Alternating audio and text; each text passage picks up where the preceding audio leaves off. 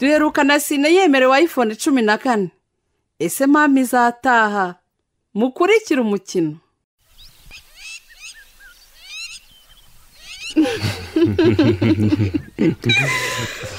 Mwari gusa yashatse gira urwenya. Yari rimwe na rimwe. Hanyuma se Sheila. Karabi. Umunsi nuri bukajyemo ko mbona amasaha. Urebye nyine naringiye ku kazi nuko nari mvuze ntireka mbanze ndebe uko waramutse. Sha rero sinzi nimba ndi buvuge ko naramutse kuko naraye muri iyi ntebe ureba. Nsigaye numva ubuzima butangiye kubiha kubera uburwayi bwa mama pe. Nukuri ndabibona Ntwari, morale yawe yarakendereye pe, usigaye wigunga. Ntatari Sheila. Karame. Bure mama n'inshuti yanjye ntabona uko ngusobanurira. Umve ko imisonga ye tuyisangiye. Sinatekana kirembye pe. Ndabyumva. Byibura subamerewe ati. Sha aracyarwaye. Ariko bambwiye ko bagiye kumusezera vuba bakamwandikira imiti azajya afatira mu rugo. Yawe. Yaba nta gitanga wenda tukabona kumusubizayo. Ntwari, nukuri hangane ndumva ntacyo nabikora uretse kugusaba kwihangana ndetse no kujya ugerageza kubyibagiza. Sha Sheila, ntago nabasha kwimanganya kubera ububabare mama arimo. Wenda bimwe by'uko ngo murere umugabo atemba ajya mu nda nibyo nagerageza ariko nanjye nibyo navugaga kuko urabona nubwo bimeze bityo ufite n'urundi rugamba rwo gutegura ibizamini bikwemera kujya kwiga muri Amerika. Uramenye rero udaheranwa n'agahinda ukababaza umubyeyi wawe ukunda watsinzwe kandi akwizeye. Sheila. Karame.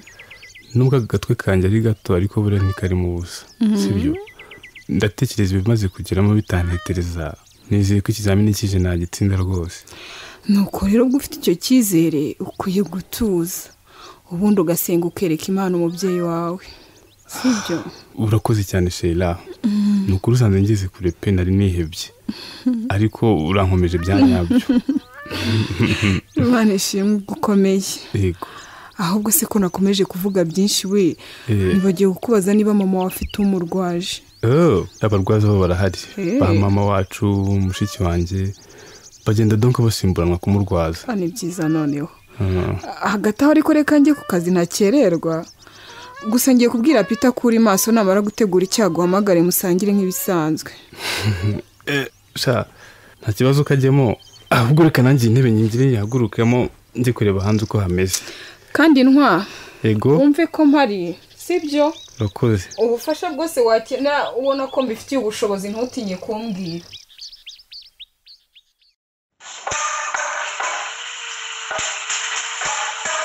Yego. Naga nari mpitabye. Nizere ko ari amahoro ariko. Nta mahoro nta kidasanzwe. Imana ishimwe noneho. Ngaho rero nguteze yombi. Kabe. Ndakumva. Nashaka kubwira ko ibikoresho wari ukeneye bisimbura ibyangirikiye muri ya mpanuka byose ubu biri tayari nabirangije. Nibyo? Cyane. Wabirangije byose inzugi n'amadirishya? Nakubwiye ko akazi atarako ndi kwiga. Akazi ndagakora. Ukuri wakora yakorana nawe pe. Ese Kabe. Ndagomba. Kwagira ngo ubundi washidikanyaga ku bushobozi bwanjye. Ariko ntaganda rwose. Ubwo se washidikanya ku bushobozi bw'umuntu mukorana ntuba ufite ikibazo? Nangize ngo umeze nka bariya batanze isoko batazi umukozi bashaka ko akwiye kuba ameze. None ushatse guhamya kuba bahaye isoko atari wari uri kwiriye ntaga? Oya, njyewe navuze ko batazi umukozi bashaka ko akwiye kuba ameze. Aho ndumva nsobanukiwe neza da. Hanyuma se ntaga kumva nta muntu uzi ufite imodoka ukora neza ngo atangira tundi ibi bikoresha bijyane ku kigo cy'ishuri.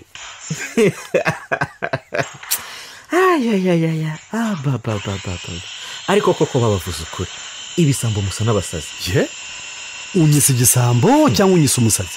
Urahita mu rwego wishyiramo kuko ntibyumvikana uburyo ubanza gutekereza uko watundisha ibikoresho mbere yo gutekereza uburyo ubanza kumpa amafaranga yanjye. Ubu se ntaga ndakumva gutekereza ku mafaranga yawe birenze kuba twashaka umuntu utwara ibi bikoresho bikagera ku kigo cy'ishuri bakanyishyura nanjye ngahita nkwishyura n'ukuri. Naho ibyo reka gukabya rwose ushyire mu gaciro. Ariko Kabe ndakumva wajya ureka kwikunda ugakabya koko. Kukwishyuza amafaranga ku kazi nakoze kandi neza nibyo wita kudashyira mu gaciro mbwira cyangwa wagambiriye kunyambura sha?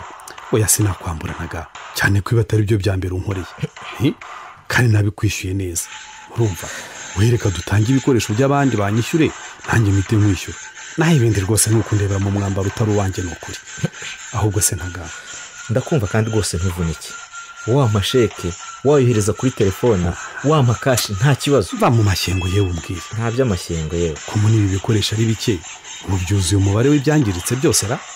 ibindi biri muri cya cyumba mbikamo ibikoresho byarangiye kugira ngo bitangirika. ahubwo ata kabe ndakumva. ngahora ubwo impungenge zishize mbone kashi ku meza ibikoresho byo biri tayari.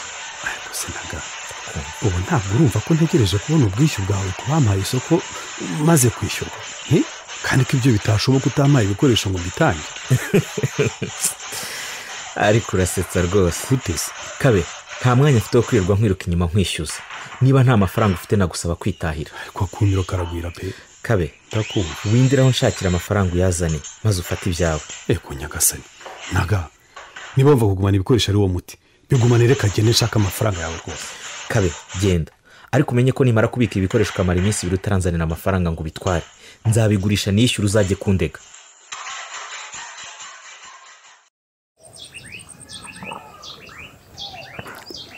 Sora ni ukuri ibiryo byari biryoshye pe. ndumva nakwiyongera rwose. reka noneho ngo usukire icyayi urenzeho ubwo hazi. yewe umva nkunda icyayi ariko noneho nemeye gutsindwa. ahubwo abima andurura ibi bintu. yego hanyuma rero abima ndakumva. ndagira ngo nongere nkubuze agakungu kawe na bariya bakarani bo ku isoko. ni ukuri mabuja nta gakungu njyamo pe. ntukambeshye. ni ukuri abima oya uretse no kuba narakwiboneye inshuro zirenze imwe hari n'abandi bantu babimbwiye nta n'isoneraga ugatinyuka ukananjyanira umwana. niko abima karame kuzererana umwana wanjye ko ntazabyihanganira ubwo biraza kugenda bite. wahorana iki kwihangana we uzi ko hari n'igihe nshaka kwiyongereza umwana nkasanga yasimbutse. ntibishoboka. kandi mba ngomba kumwonsa kenshi akonka agahaga. koko ni ukuri mama teta ni mu mbabare ntabwo uburangare nk'ubwo buzongera ndabibasezeranyije. mbigusubiriremo nakuzanye kugira ngo umwana abe ari hafi yanjye mu cyumba cyo konkerezamo rwose. urumva kugira ngo atazigera na rimwe ashaka konka cyangwa nshatse kumwonsa ngo hagire ikinkoma mu nkokora. urumva yego ndabyumva. ntuzongere rwose. ahubwo si ubwo Sora ndakumva. iyo ushaka konsa cyangwa tutagushaka bigenda bite. yego ntabwo aba yagiye kure mpita amuhamagara ariko agomba kumenya ko icyumba cyo konkerezamo ari cyo umwana agomba kugumamo. yego kandi n'umwanya ntakaza njya kumuhamagara nakabaye nkoramo ibindi. abima karame urumva ko kunyiruka kwawe byangiza byinshi. nibikomeza gutyo rero tuzagusaba gusubira mu rugo kuko ntabwo nabasha kwihanganira ingaruka z'ibyago ushobora guhurira nazo muri ako gakungu cyangwa natwe ukagira izo duteza. si nk'ibyo byose se buriya bariya abasore bashobora kugushuka bakagushora mu ngeso mbi cyangwa se bakaba banaguhohotera ugasanga natwe duteje akaga. abima ndakumva. unyumve neza niba udashaka kwirinda no gukomera ku ndangagaciro ziranga umwari ngo urinde ubukobwa bwawe uzatera iwanyu ishema natwe twese. byaba byiza ni ukuri kw'Imana dutandukanye hato tutazagira ibibazo hano kandi dukwiye kukubera nk'ababyeyi. ni ukuri inama zanyu nazumvise kandi ndabasezeranya ko ayo makosa yo kujya mu gakungu no kuzererana umwana ntazongera. ni kuko uvuga. ngaha ndorera ibyo bintu rero. yego none se Sora ndakumva. aho koko ntabwo byaba bituma umwana atonka neza uko bikwiriye bikaba byagira ingaruka ku buryo bwa mama dukoresha nk'uburyo bwo guteganya imbyaro. oya humura sheri umwana aronka inshuro nyinshi zishoboka. yego kandi ibera arihumuza neza rwose. nizere rero ko isomo mukesha duhaye ry'umumaro w'amashereka warifashe neza ukarikomeza. umfasha nayoberwa n'ibindi. habanza kuza amashereka y'umwana amumara inyota bityo hagakurikiraho amashereka yuzuye intungamubiri zose kandi ku kigero gihagije. aho turi kumwe. yagizwe n'ibirinda indwara ibitera imbaraga ndetse n'ibyubaka umubiri. yego sha. hagakurikiraho rero n'amashereka yiganjemo ibitera imbaraga cyane cyane ibitera ubushyuhe. ni ukuri kw'Imana akora ahasha akira akora ninjye washatse rwose. hanyuma sabima ko wanduruye ibindi uru rusenda ukarusiga urusigende.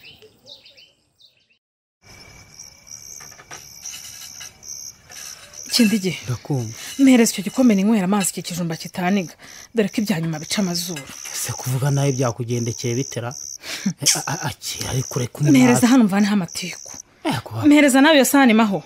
mpereza iyo sahani nyibike nawe usase uryame cyangwa niba murara mwicaye nabyo nta kibazo. ariko se kuri kuvuga nawe byagenze bite mama Kanezi. ariko se koko kindigi ubu mwiyemeje gukomeza gukerensa inama nabagiriye yuko mwaza tugahagurukira rimwe tugashaka icyadutunga n'aba bantu neza pe mwarabimpariye nzakomeza mvunike njyenyine. ako ni ukuri nta wakerensa akazihere. kuba turi muri konji nibyo bituma uvuga ayo magambo yose koko. ariko se ko wagira ngo tujye gukora mu kiruhuko. wowe nta burenganzira ufite bwo kumvugiramo ndi kuvugana n'umugabo wanjye. uranyumva amaho ariko here kubura umuhinzi tukaba dukora ku nyubako ni ishyari cyangwa ni ukutamenya imikorere n'itandukaniro ry'akazi. Ugize ngo ishyari kindege none muramukazi wanjye se namugira ishyari mfiki nawe. Nanjye binyobera. Ikibazo mbona nuko ugiye kumwica umutima ukamugira umunebwe. Reka nawe ntugakabye. Byeruka ko guhinga nta konje bijya no ku cyumweru mwahinga. Ariko twebwe bigeze nko mwisakara bashobora gutanga konje. Ukazagaruka wenda mu marangi gutyo. Ariko ubwo urancuri kurcyuze ko ntakoze ikiyedi kindege. Nta soni. Ariko se ndagucurika. Wasanga waragikoze bataravugurura imikorere. Ariko uyu mukobwa anashaka yikira. Umva nkubwire here. Shira agahinda rwose konje nirangira uzajya ubyuka twagiye kare. Twagiye. Ariko baba rero. Humara rwose. Ariko kindege ubona ndinjije ku buryo aka kanya n'abane bagiye ko ejo mu ndari bwo wambwiraga ko Kabera kwirukanye. Ngo Kabera yanyirukanye. Yakwirukanye nyine. Ko ikimwaro gituma reba. Anyirukana se. Cyangwa ntunibuka icyatumye kwirukana nkikwibutse. Mbwira. Ariko nubundi navugaga konje y'amahoro ko ari igiye kurangira. Naho ngewe ndi hafi kujya gushakisha ahandi najya nkora rwose. Ariko Helena nagorwa rwose. Se wagorwa gute ko? Umwe rero abaye umuvugizi wundi. Ese ubundi umwari muri konje undi ntiyakora. Ni impamo ya Mungu ni uruhurirane nta mupanga urimo kuba twese twirirwa hano mu rugo rwose. Umva mbabwire rero urwo ruhurirane rujye rubahuriza no mu kazi. Muranyumva sinabasha guhenda kana zanjye ngo namwe mbagerekeho pe mwicaye mugeretse akaguru ku kana. Ariko se ariko se kindi ndakumva maho niba ari njye wabereye umutwaro mwambwiye nkigendera ko nubundi umuruho nawo menyereye. Ya rwose maho wivuga ngo wakwigendera ntabwo uri umutwaro uri igisubizo ku muryango pe. Ngo igisubizo ku muryango ni igisubizo rwose. Narume rwose inkumi ingana itacisha nakiyo ku mbuga subwo ni ibisubizo nyabaki yaje ahetse aha. Ave rwose utazo kugera ukarengera. Njyewe nawe ngambire gukomeretsa ndavuga ukuri. Maho amateka yawe ndayaza ariko kandi ntabwo aguha uburenganzira bwo gukuba Kabera mu rugo ku myaka yawe. Umutinya kuri ni ugukora ukubaka ejo hawe hazaza kugira ngo abagukomokaho batazahura n'amateka nk'ayawe. Ariko ukabonye ifatiye ku gahanga. Ariko baba rero Kindege karame maho mugiye narangiza konje yanjye ni ukuri nkeneye amafaranga. Ngo ukeneye iki maho? Nkeneye amafaranga. Kwiki? Hari utubazo twanjye bwite nk'umukobwa nkeneye gukemura. Ariko utagezewe ntagereranya koko nabuze amafaranga yo guhahira abana banjye nayo ngo utubazo twagikobwa. Ntasore. Cyore amakimbirane kwa kindi gite na Helena arakomeye. Ese koko Helena yatunga urugo wenyine naho ubutaha?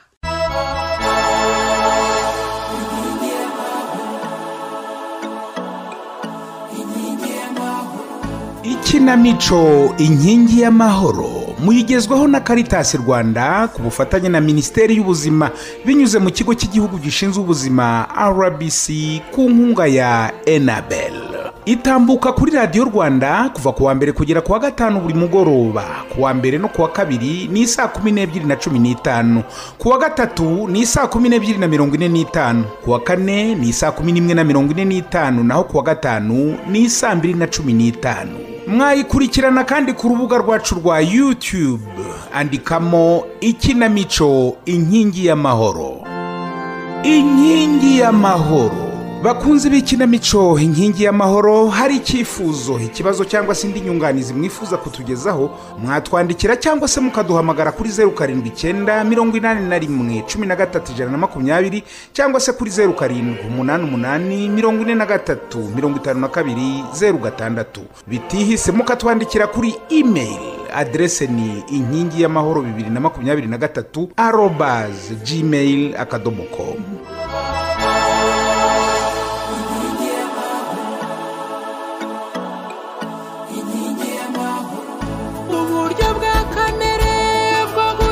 Imbyaro kubashakanye burinda kubyarinda hekana abana bagahabwa uburere bwuzuye mu muryango bucihohoterwa buca amakimbirane ejo hazaza igihugu kikagira abaturage beza.